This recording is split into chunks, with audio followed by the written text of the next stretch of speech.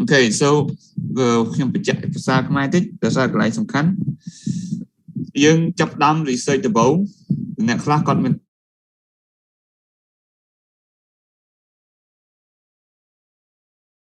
កំណត់ប្រធានបទ research ហ្នឹងបាទគាត់អត់ដឹងថាគាត់ទៅប្រធានបទណាឲ្យបានសមរម្យប្រធានបទណាឲ្យបានត្រឹមត្រូវណាបាទនេះជាបញ្ហាសំខាន់បាទនិស្សិតភាគច្រើនគាត់ឲ្យគាត់រកប្រធានបទអីក៏ភាគច្រើនគាត់អត់សូវមានគំនិតបាទនៅក្នុងការកំណត់ប្រធានបទឬក៏ការកំណត់បញ្ហាទេបាទពេលថា research គឺអត់ប្រើពាក្យប្រធានបទទេគេប្រើពាក្យ problem បាទគេប្រើពាក្យបញ្ហាវិញឬក៏គេប្រើពាក្យចំណោទបញ្ហាព្រោះការធ្វើ research គឺដើម្បីដោះស្រាយបញ្ហាឬក៏ដោះស្រាយចម្លើយរោគចម្លើយអញ្ចឹងណាបាទដើម្បីដោះស្រាយចម្ងល់ចឹងនៅក្នុងភាសា research គឺអត់ប្រើពាក្យប្រធានបទទេគេប្រើពាក្យ problem បញ្ហាណាអញ្ចឹងតើយើងទៅរកបញ្ហានៅតាណា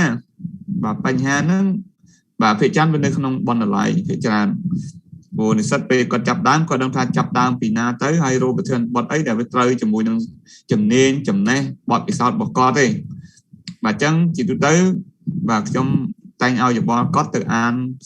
ឯកសារនៅបណ្ណាល័យអានទ្រឹស្ដីទ្រឹស្ដីវាអាចជា conceptual ឬក៏ empirical literature វាអាចជាសារណាដែលគាត់តែគេធ្វើឲ្យប្រមុនមកណាអាហ្នឹងថា empirical literature ឬក៏ database literature ហ្នឹងបាទឬក៏យើងអាចអានជា conceptual literature អានជាទ្រឹស្ដីណាមួយទៅយើងតែមើលសភៅណាដែលមានទ្រឹស្ដីទ្រឹស្ដីណាដែលចាប់ដែលធ្វើយើងដែលឬក៏តាក់ទងចំណាប់អារម្មណ៍របស់យើងណាបាទមើលទៅទ្រឹស្ដីណាដែលវាទៅជាមួយចំណងចំណូលចិត្តរបស់យើងទៅជាមួយបទពិសោធន៍របស់យើងយើងអាចរើសប្រធានបទនោះយកមកសិក្សាបានបាទអញ្ចឹងនៅពេលដែលយើង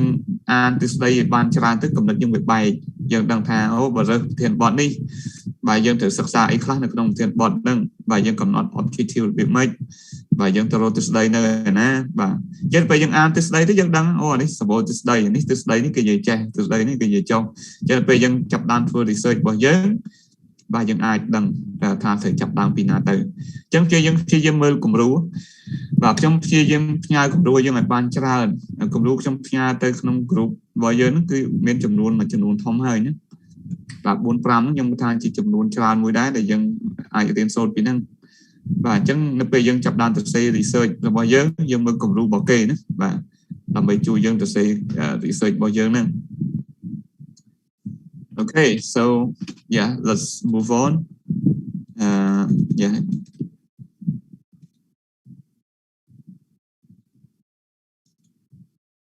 Yeah, so I think this is what we have just discussed. So yeah, literature review. It is an account of what has been published by accredited scholars or researchers. It is composed of discussion of facts and principles to which the present study is related. បាទអញ្ចឹងខ្ញុំឲ្យយើងចាប់អារម្មណ៍សំខាន់នៅមុនណាយើងមានចាប់អារម្មណ៍ណាបាទយើងមានន័យថានៅក្នុង literature review គឺគេពិភាក្សាទៅលើការពិតឬក៏គោលការណ៍នានាដែលពាក់ព័ន្ធជាមួយនឹងប្រធានបទដែលយើងកំពុងធ្វើការសិក្សាហ្នឹងបាទអញ្ចឹងបើយើងប្រធានបទរបស់យើងសិក្សាអំពីឧទាហរណ៍តកតងជាមួយនឹង intrinsic motivation ចុះតកតងជាមួយការលើកទឹកចិត្ត motivation អញ្ចឹងនៅក្នុងការវិភាសា literature review ដែលយើងទៅអានទៅមើលទៅយកមកទៅសេនៅក្នុង research របស់យើងហ្នឹងយើងមិនមែនទៅ review យើងមិនមែនទៅអានឬក៏យើងមិនមែនទៅយកចាប់ទ្រឹស្ដីពាក់ព័ន្ធជាមួយនឹងស្អីគេពាក់ព័ន្ធជាមួយនឹងការគ្រប់គ្រងបរិស្ថាននៅសាលាឬក៏តាក់ទងជាមួយនឹងផលប៉ះពាល់នៃការធ្វើដីសម្បត្តិព្រៃឈើឬក៏យើងមិនអាចយកទ្រឹស្ដីពាក់ព័ន្ធជាមួយនឹងការតបណ្ដាញ network នៅប្រព័ន្ធ computer network computer នៅក្នុងស្ថាប័នណាមួយយកមកពិភាក្សាទេអ្វីយើងត្រូវពិភាក្សានៅកន្លែងនេះគឺយើងនិយាយអំពី motivation បាទអញ្ចឹងត្រូវចាំថាប្រធានបទរបស់យើងនិយាយអំពីស្អី literature review chapter របស់យើងគឺត្រូវពិភាក្សាអំពីអាហ្នឹងបាទអញ្ចឹងមានចាំខ្ញុំដាក់ឲ្យយើងកំណត់រកចំណុចគោល on research objective. So in question number 3 of your homework, I asked you to identify the key points for each of research objective. So normally what you discuss in your research, in your literature review chapter, is to discuss the key points or the information or the fact or the principles related to your research objective. So that's what it is about. So if you read more researches, and then you can find or you will understand better about literature review. This is what I can say. Like you mentioned, there are two kinds of literature. Conceptual or theoretical literature, okay, or empirical or data-based literature. So these are the two kinds, two important, the only two kinds of literature. Okay, we have conceptual and empirical literature.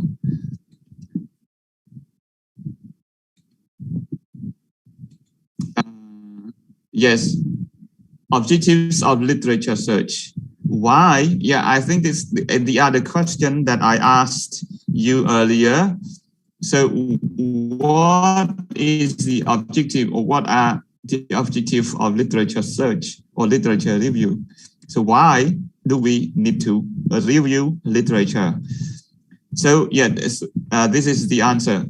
We review literature in order to, one, expand. So let me annotate. Annotate, okay. First is to expand the understanding on the area of your research. Expand your understanding of your research topic or the area of research. But young research, you mean area, we mean research, not everything, but you research only a small area of knowledge. So you read literature to expand the understanding or your knowledge of the area of research, or the understanding or knowledge of your research topic. Okay,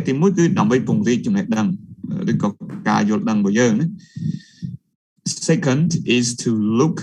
for ways others have addressed and solve problems similar to the problem in hand. The problem in hand means the current problem or current research topic. A problem in hand គឺគេថាប្រធានបទដែលយើងកំពុងតែធ្វើការសិក្សាស្រាវជ្រាវហ្នឹង So second, to look for ways យើងមើលពីរបៀបនៅក្នុងការដោះស្រាយបញ្ហាមកគេថាតើដើម្បី research ប្រធានបទហ្នឹងគេប្រើវិធីសាស្ត្ររបៀបម៉េចរបៀបរបបក្នុងការស្រាវជ្រាវរបស់គេហ្នឹងបាទនោះជួយយើងបាទទីមួយយើងយល់ដឹងអំពីប្រធានបទកាន់តែច្រើនបាទទីពីរយើងដឹងថាបាទរបៀបដោះស្រាយបញ្ហាដែលយើងកំពុងតែធ្វើគឺយើងដោះស្រាយវាម៉េចបាទកុំឲ្យគេនិយាយថាឥឡូវខ្ញុំនិយាយថាបាទការបង្រៀនបាទការប្រើប្រាស់បច្ចេកវិទ្យានៅក្នុងការបង្រៀនសម័យ COVID-19 ព្រោះថាឥឡូវយើងកំណត់ប្រធានបទនឹងមួយតែដើម្បីកំណត់ប្រធានបទហ្នឹងបាទតើតុំមួយការបង្រៀនហ្នឹងថាតើយើងចាប់ដើមសិក្សាអំពីការបង្រៀននៅក្នុងឬក៏ការប្រើប្រាស់បច្ចេកវិទ្យានៅក្នុងការបង្រៀនគេធ្វើម៉េចដើម្បីយើងចោះទៅសិក្សាយើងសិក្សាពីណាទៅយើងសិក្សាទៅអីខ្លះឥឡូវខ្ញុំសួរយើងបាទបើសិនយើងកំណត់ប្រធានបទមួយឧទាហរណ៍ការប្រើប្រាស់បច្ចេកវិទ្យានៅក្នុងការបង្រៀនសម័យ COVID-19 នេះបាទឬក៏នៅក្នុងការបង្រៀនអនឡាញបាទក្នុងរយៈកាលនៃការរាតត្បាតនៃជំងឺ COVID-19 នៅក្នុងសាលាណាមួយចុះឧទាហរណ៍ណានៅក្នុងវិទ្យាល័យកឬក៏វិទ្យាល័យឧទាហរណ៍វិទ្យាល័យបាត់ដំបងទៅឧទាហរណ៍អញ្ចឹងបើយើងកំណត់ប្រធានបទហ្នឹងថាតើបើយើងកំណត់ប្រធានបទហ្នឹងយើងធ្វើជាប្រធានបទសិក្សារបស់យើងការប្រើប្រាស់បច្ចេកវិទ្យាICT ណា information and communication technology ICT ហ្នឹងនៅក្នុងការបង្រៀនបើយើងរើសប្រធានបទហ្នឹងឥឡូវខ្ញុំសួរថាយើងទៅសិក្សាអំពីខ្លះយើងសិក្សាចំណុចអីខ្លះយើងចង់ដឹងអាការប្រើប្រាស់បច្ចេកវិទ្យាគេមិនឥឡូវយើងចោះទៅស្រាវជ្រាវសួរយើងសិក្សាទៅលើចំណុចណាខ្លះឥឡូវខ្ញុំចង់ដឹងតើយើងសិក្សាទៅលើចំណុចណាខ្លះតើតងការប្រើប្រាស់បច្ចេកវិទ្យាហ្នឹងឥឡូវបើស្អីយើងអត់តាមអានទិសដីណាឥឡូវខ្ញុំចង់ដឹងតើការយល់ដឹងរបស់យើងពាក់ព័ន្ធជាមួយប្រធានបទហ្នឹងតើយើងយល់បានអីខ្លះឥឡូវខ្ញុំចាប់តាមចុចសួរជាសំណួរbrainstorming ទេមិនមែនជាសំណួរខុសត្រូវទេគាត់ចង់ដឹងតើការយល់ដឹងរបស់យើងយល់ដឹងមិនខ្លះណាបាទខ្ញុំគិតថាយ៉ាងហោចក៏យើងមាន ideas ក៏យើងមានគេហៅថា knowledge ខ្លះដែរតើតងជាមួយហ្នឹងបាទឥឡូវយើងរើសប្រធានបទហ្នឹងការបញ្ចូលឬក៏ការប្រើប្រាស់បច្ចេកវិទ្យា ICT ហ្នឹងនៅក្នុងការបង្រៀនអនឡាញនៅសម័យ COVID-19 ពេលយើងចុះទៅសិក្សាយើងគិតថាយើងសិក្សាផ្ដោតទៅលើចំណុចអីខ្លះ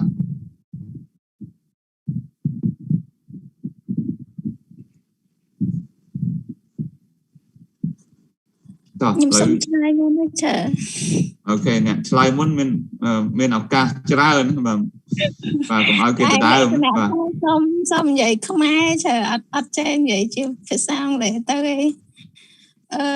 បើសិនជាករណីដែលដាក់ topic អញ្ចឹងអ្វីដែលយើងត្រូវសិក្សាទី1ត្រូវទៅសង្កេតទៅលើគ្រូថាតើពួកគាត់មាន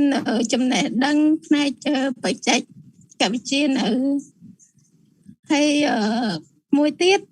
យើងត្រូវពិនិត្យទៅមើលសម្ភារៈដែលពួកគាត់មានគ្រប់ហើយអស់នៅសម្រាប់ដំណើរការថ្នាក់រៀននឹងហើយមួយទៀតសិក្សាទៅលើ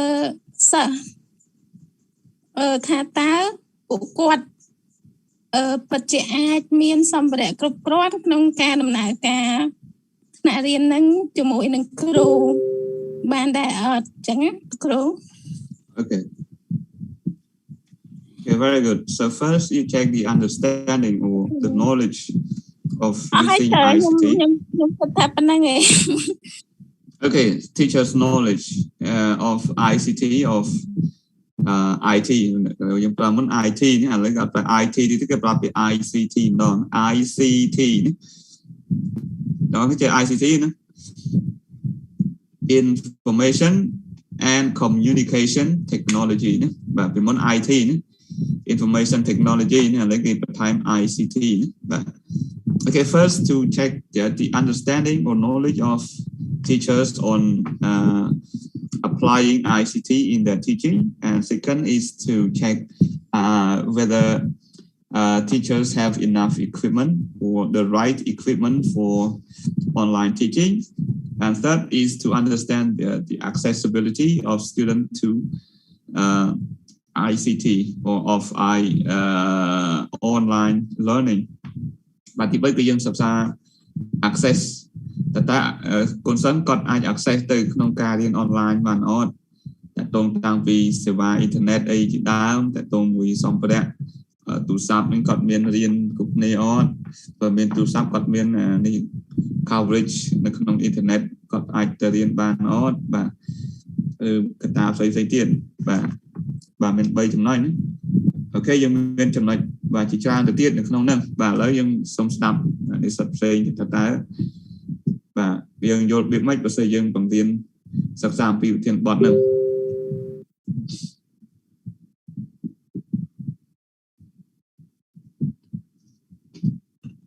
បាទបុនខៀងអូខេមើលទៅនេះឆែកទូរស័ព្ទណាអូខេ fine តោះមាននរណាមានយោបល់ទៀតទេ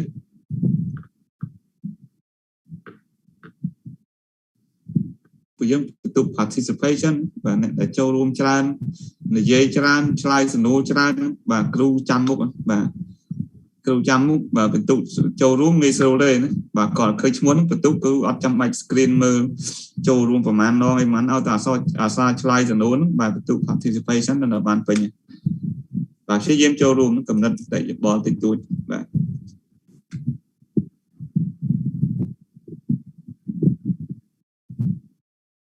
មែនទេបាត់មែនទេខ្ញុំហៅឈ្មោះវិញ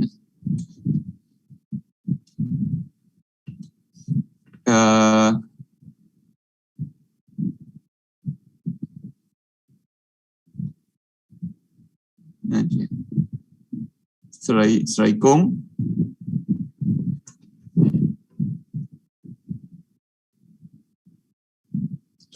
are you here? Yes, teacher, I'm here.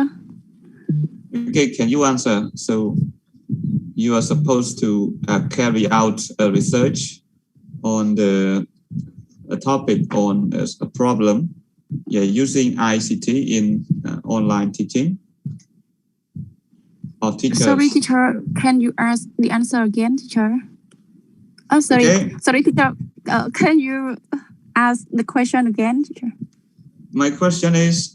for example, your research problem is to, for example, applying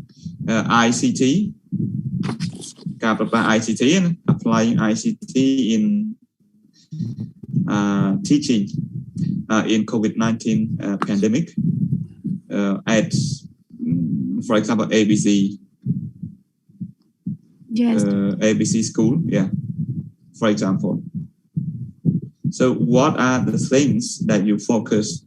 if you use this research problem in your research?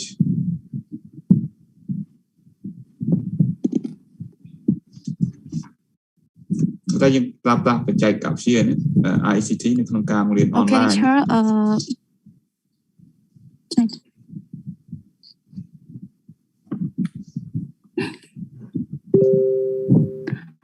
Tập 4 យើងមើលទៅលើទីតាំងភូមិសាស្ត្រលោកគ្រូមើលទៅលើទីតាំងភូមិសាស្ត្រតើមានប្រព័ន្ធអ៊ីនធឺណិត Good. មាន Good. Okay. Internet accessibility of the internet. ការប្រើប្រាស់សេវាអ៊ីនធឺណិតនៅទីហ្នឹងបាទឬក៏ signal របស់វាបាទខ្លាំងឬក៏ខ្សោយហើយបន្តមកទៀតយើងមើលទៅលើសម្ភារៈសិក្សាសម្ភារៈទាក់ទងទៅនឹងការបង្រៀនហើយនឹងរៀនរបស់សិស្សឆោសម្ភារៈហ្នឹងតើមានសម្ភារៈក្នុងការបង្រៀននិងរៀនគ្រប់គ្រាន់អត់ teacher ហើយបន្តមកទៀតយើងមើលពីរបៀបរបបដែលគ្រូបង្រៀនហើយនឹងរបៀបរៀនរបស់សិស្ស teacher Okay របៀបរៀនណា Yes teacher Okay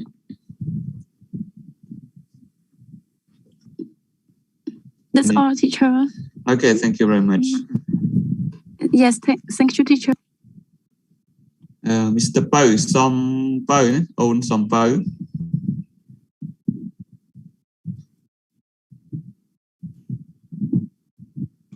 Mr. Pau, can you hear me?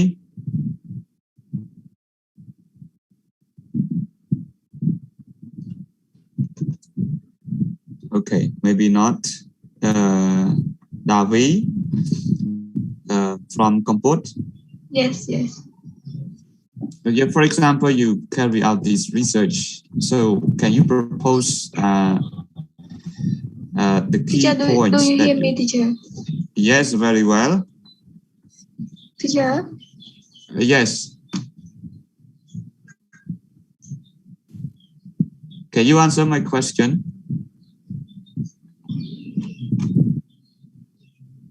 Yeah, same question to the previous two students. Yeah, so my answer is the main factors between the student and teacher and online class. So the first is for the teacher. Make sure that the teacher has the workbook, internet is stable, and materials. Like online teaching, we need to have like PDF in the computer, so it's easy to share the screen to the students. And one more is for the students. Make sure they have textbooks, worksheets, and internet connection. It is stable or not, and the books for writing. So the last one is like teacher have to make the lesson fit to the students, because in the class we have lower students and higher students. So the education is very different sometimes. So the teacher have to think about it to have the lesson fit to all the students from the lowest one to the highest one, and to to explain to them how to log into the class in Zoom. Like we have two ways to log in. The first is by log in with the link, and if they cannot log in with the link, we can give them the last choice is typing the password. Yeah, that's it for me, teacher. Thank you. Okay, thank you very much. Yeah, for many different points you mentioned. Yeah, so let me emphasize, but I am interested in a few points that you mentioned here.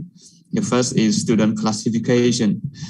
Yeah, it is good that you classify student into slow learner and higher achievement student, or you can say quick or fast learners. Yeah, sometimes, you can divide student into two different groups, and you can give them assignments, homeworks, or lesson differently, so that poor student and fast learners can go together in the same class. And one more about student understanding of technology. Yeah, I think most of you have already mentioned about this. Yeah, not only accessibility to the internet, not only the material or equipment they have, because some students do not have access to the internet, some students do not have a smartphone, but more importantly is that the student training or student knowledge on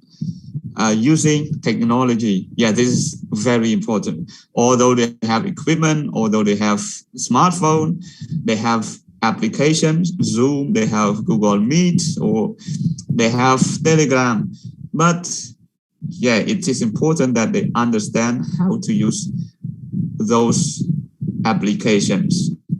It's better that they understand how to use those technology. So training students, is also important. And some of you already mentioned about knowledge of teachers in using applications. Yeah, but you forgot about teacher training. Yeah, teacher development. Teacher development is quite important, very important. Yeah, for online teaching. Yeah, because if they cannot understand, or they cannot use, or they cannot master some application for teaching online, they cannot do it effectively. So yes, teacher training is very important. Yeah, because some teachers don't know even designing Google form question. They don't even know how to do it. So how can they teach online? They don't even know how to use Zoom very well. So how can they teach online? So there are a lot of factors, and factors can be kata មានកត្តាជាច្រើនដែលយើងត្រូវសិក្សាអំពីការបង្រៀនអនឡាញហ្នឹងតាំងពីការបន្តតាគ្រូឬក៏ការតាំងពីការអភិវឌ្ឍសមត្ថភាពគ្រូតាំងពី equipment បច្ចេកទេសសម្រាប់ការ equipment សម្ភារៈឬក៏បរិក្ខារសម្រាប់គ្រូប្រើប្រាស់តាំងពីសេវាអ៊ីនធឺណិតបាទទាំងសេវាកន្លែងគ្រូសេវាកន្លែងសិស្ស តាំងពីតាំងពីការប្រើប្រាស់បច្ចេកវិទ្យាយើងត្រូវបន្តបណ្ដាសិស្សទៀតបាទមិនបន្តបណ្ដាដល់គ្រូឯងកូនសិស្សបើគាត់អត់យល់ពីបច្ចេកវិទ្យាហ្នឹងបាទហ្នឹងក៏ទៅរៀនអាការដែរដូចយើងអញ្ចឹង like all of you here yeah for example I am a teacher teaching online here and I don't know how to use online some application like Zoom Google Classroom so I cannot teach you online here today yeah and also if we do not have a good internet connection yeah because I think some of you mentioned one of you mentioned that one student could not access to my link because of poor internet connection see so this is one of another reason and there are a lot more factors actually you mentioned a few factors but remember there are a lot of factors different factors if you want to study a problem one research topic better you need to understand different factors contributing to your research problem យើងត្រូវយល់អំពី factors កត្តាផ្សេងៗដែលរួមចំណែកទៅដល់ការសិក្សាទៅលើប្រធានបទរបស់យើងហ្នឹងសួរថាអាកត្តាផ្សេងៗយើងបានមកពីណាយើងចេះមកពីណា where do they come from they come from literature បាទចឹងអាកត្តាទាំងអស់គឺបានមកពីទិស្ដីហ្នឹងចឹងបើយើងកំណត់ប្រធានបទមួយសិក្សាប្រធានបទមួយយើងអត់ទាំងចេះអំពីប្រធានបទហ្នឹងផងហើយយើងទៅធ្វើអ្នកហៅថា researcher យកពេល researcher បាទយើងមាន teacher បង្រៀនគ្រូបង្រៀនអ្នកបង្រៀននិយាយថាអ្នកបង្រៀនចឹងអ្នកបង្រៀនគេទៅចេះបង្រៀនចឹងណាឆាសុំកាត់មួយទៀតចាអញ្ចឹងចង់និយាយថាបើសិនជាយើងដាក់ប្រធានបទមួយហើយអញ្ចឹងយើងត្រូវរកបញ្ហាដែលទាក់ទងនឹងប្រធានបទហ្នឹងប៉ុន្តែមិនមែនដាក់ចូលជាមួយនឹងដំណោះស្រាយណាឆាហ្នឹងហើយយើងមើលដំណោះស្រាយរបស់គេបាទដំណោះស្រាយជាទៅនៅក្នុង research បាទ research ដែលយើងធ្វើជាទូទៅនៅក្នុង research ដែលយើងធ្វើដើម្បីបញ្ចប់បញ្ញាបត្ររបស់យើងគេហៅថា applied research តែចាំថាយើងអ្វីយើងធ្វើគឺ applied research ន័យថាម៉េចគឺជាប្រភេទ research ដែលយើងយកទ្រឹស្ដីយកទៅធៀបជាមួយនឹងការអនុវត្តបាទទ្រឹស្ដីគេនិយាយបែបនេះបាទទ្រឹស្ដីគេនិយាយចេះប៉ុន្តែការអនុវត្តជាក់ស្ដែងតែគេធ្វើរបៀបមិនខ្លះគេអនុវត្តបានប៉ុណ្ណាឧទាហរណ៍ដែលយើងនិយាយពីការបង្រៀនអនឡាញអញ្ចឹងការបង្រៀនអនឡាញគឺវាត្រូវ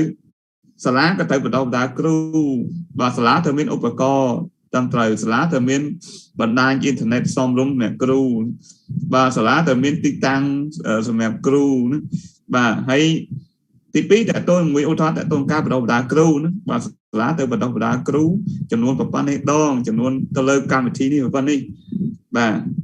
បើគ្រូមានសមត្ថភាពគ្រប់គ្រាន់បាទទី3តើតើជាមួយនឹងការប្រើប្រាស់ការបង្រៀនអនឡាញបានលុះតាមតែសិស្សគាត់បាទយល់ដឹងអំពីបច្ចេកវិទ្យានឹងលុះតាមតែសិស្សគាត់មានសេវាអ៊ីនធឺណិតបានត្រឹមត្រូវបាទគាត់អាច access ទៅលើនឹងបានណាបាទគ្រូគាត់រៀបចំសម្ភារៈសម្រាប់សិស្សបានល្អអញ្ចឹងទៅសម្រាប់មេរៀនអនឡាញហ្នឹងដាក់កិច្ចការនៅក្នុង Google Classroom កែកិច្ចការហើយនឹង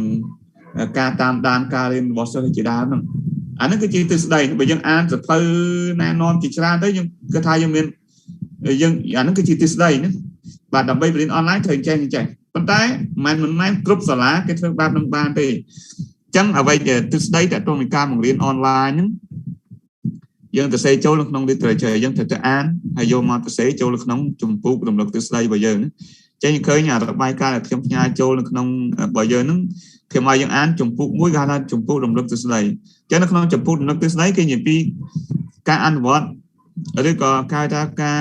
ទិសដៅផ្សេងដែលពាក់ព័ន្ធមួយប្រធានបទរបស់គេហ្នឹងគេទៅសេចូលហើយហ្នឹងប៉ុន្តែនៅក្នុង research របស់យើងយកអាទិសដៅទៅសេចូលហើយហ្នឹងប៉ុន្តែអ្វីយើងត្រូវទៅមើលគឺទៅមើលការអនុវត្តជាក់ស្ដែងបើថាយើងសិក្សាអំពីសាលាកនោះតើការបង្រៀនអនឡាញរបស់គេយើងសួរមើលទិសដៅគេនិយាយថាគ្រូត្រូវទទួលការបណ្ដុះបណ្ដាលយ៉ាងហោចប៉ុណ្ណេះម៉ោងទៅលើកម្មវិធីនេះជាដើមមួយថ cho nên bên cho tôi sức sai nhưng thử thử mấy mới là vô tôi lấy vô tôi thiệp và chứ dân tôi lấy cái gì tháng đâu đã cứu chẳng dân tôi xua là cái tại dân cho tôi ta lục cứu để tôi xua vô nó và phụ cam một tên là nấy dân thật đang tên ấy và một van mau bị na dân tới xua cứu tới thật ta lục cứu từ tua ca ban ca và đầu đã đài thì tê nó tại tung 10 ca bằng viên online nên là ban từ tua cao đầu đá cho nó phần màn mau rồi còn phần màn đòn nữa có thằng bay đòn mặt đòn phần màn mau nữa hay mặt đòn đó còn riêng từ lơ làm xa ấy khla còn nó sẽ tuôn cao và đầu đá nữa người ta được về để lục cứu miền Pành hả lục cứu ai cơ su nó nè ban được về để tẹt cao và phát cảm thấy còn tẹt vào ban còn dù là sự cho bác lại nam mũi còn tự xùn là cái mà mình còn miền Pành ha nâng và chẳng đến số từ đây cái gì chẳng tại tôi ca và đầu đá nâng chắc bây giờ tôi chạy chặt lấy nhưng số được nghe chẳng ca đầu đá cái miền on và chắc mà dân cho tôi chạy mới đặt ta càng vọt chặt tay một cái lo ban độc phần á bây giờ mình mai tôi đo slide Pành hái cái dân cho tôi mới cả ăn vọt chặt slide thì xây được không cầm đất bạn nhà bởi vậy cứ vô từ đây vô từ chạy cho mình cả ăn vọt chẳng bà dân từ mơ từ đây nó tập bán từ đây mới dân từ chạy cho mỗi can vót từ ta cạn vót vào kế thuộc bạn đôi từ đây ớt bởi thuộc bạn đôi từ đây dân sau này than nó cạn vót chạy đây một cái bàn lò bà dân bắt tay bởi miền cái này nó khóa khác dân ao recommendation bà dân ao thưa recommendation thưa ảnh sắc bà từ ao là nó đồng với thưa cá cái lồng ó đồng với ao cạn vót rồi bỏ cót can đẹp bàn phải trong nguồn chào bây giờ thử thưa nó cứ vô từ đấy đại dân ta á nó tại con mùi thiên bọt bây giờ nó bài vô từ tiếp thiết cho mũi nó cả ăn bọt chắc đây đẹp hơn tí dân ọt thật đo sai bài nhà thì và ta nó không research về xa về ta problem về ta thiên bọt trong thiên bọt bởi dân ấy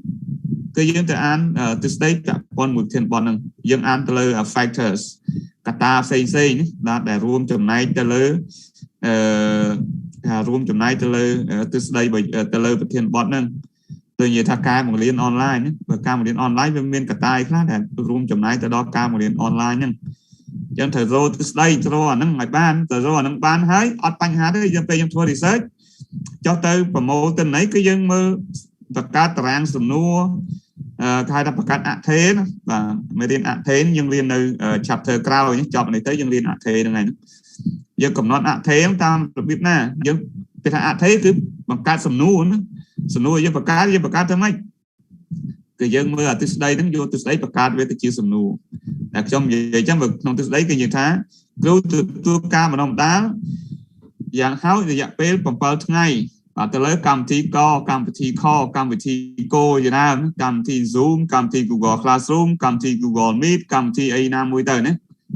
cầm thi quiz.com môi tờ làm bài design quiz gì đó mà và có thể tua cao đầu ra dạng háo mùa tết đấy từ lấy cầm thi này thay không mà dạng bê mặt tết này dạng háo và cầm thi Zoom ấy có thời miền từ tua trong này đang basic từ lấy ca cục rong thna tại tôi mỗi ca pra tool được chỉ từ xây cùng với hay là ấy đang chỉ đa tại tôi mỗi ca share tại tôi cho mỗi ca break room nữa và tại tôi cho mỗi ca vào bài khai trái vào bài thna và vào bài chrome chỉ đa nữa và có thể mấy chỗ này đang ngó nè và room break out nè rồi có thể check record đầy ACC và cho nó chỉ gì không xa cho nó bây giờ cho tôi sức xá dân ở tâm mới lấy kết ấy ra đây dân và ca sổ nú đòi vô từ tam từ đây nè và tam bất tới và research nếu rồi kết mạnh tán ở tại dân mình từ lấy cái dân thua research ban sơ này ở ba em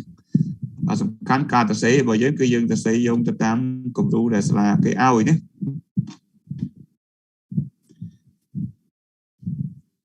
mày đấy cho nên cha lực cầu do ban khai lực cầu ok tỏ tiền chẳng trong su sổ nuôi dân mấy bạn con cho mùi nâng cho nói ní và cho nói